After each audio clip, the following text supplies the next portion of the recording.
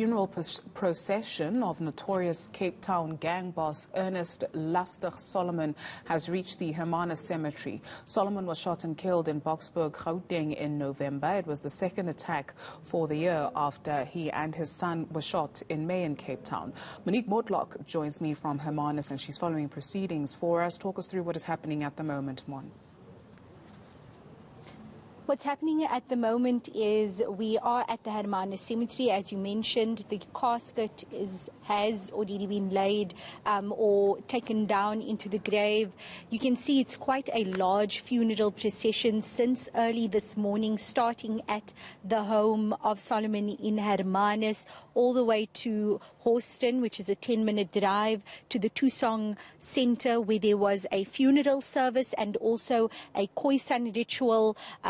About 2 or 3 hours later, we are now at the cemetery, but everything has gone as per schedule, as per that program. When we were at the hall, the COVID-19 safety regulations were being followed. Everyone was screened, sanitized, properly spaced out.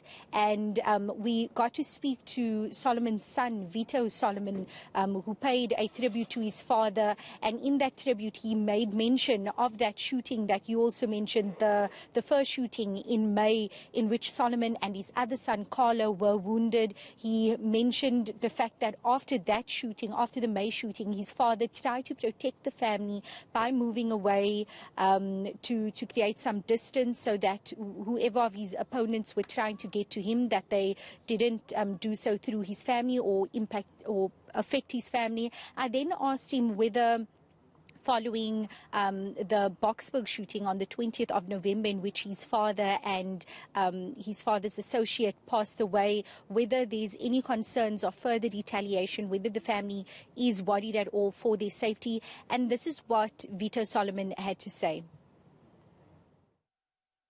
We only fear the man above. We don't fear anybody else or any threats or whatsoever. So with that being said, yeah, we live a peaceful life, so if there's any fears or whatsoever, or people feeling fearful, that they shouldn't worry, because my father, he was one for making peace with everybody. So he made peace with a lot of people. He always made sure that his family was strong and firm and stood together. So we've got our family, we've got the right support system, and that will carry us through this time. So that's his son reflecting on his father's life. What has the community said about him? What kind of a man was he to them?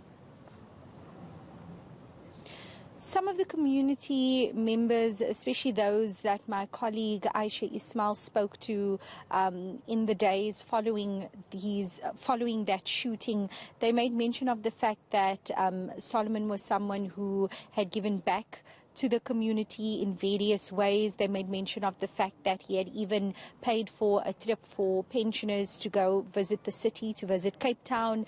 But other community members haven't wanted to say much about him or his alleged dealings.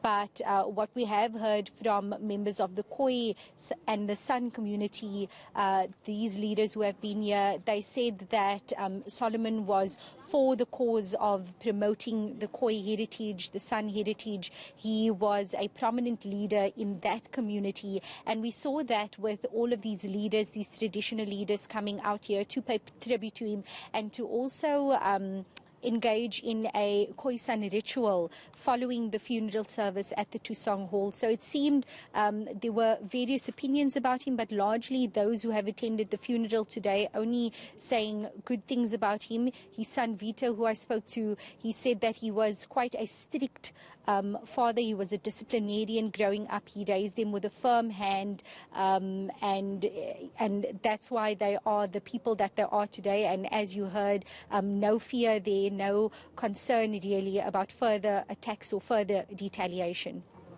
Let's leave it there. Monique Mortlock in Hermanus, thank you very much for that.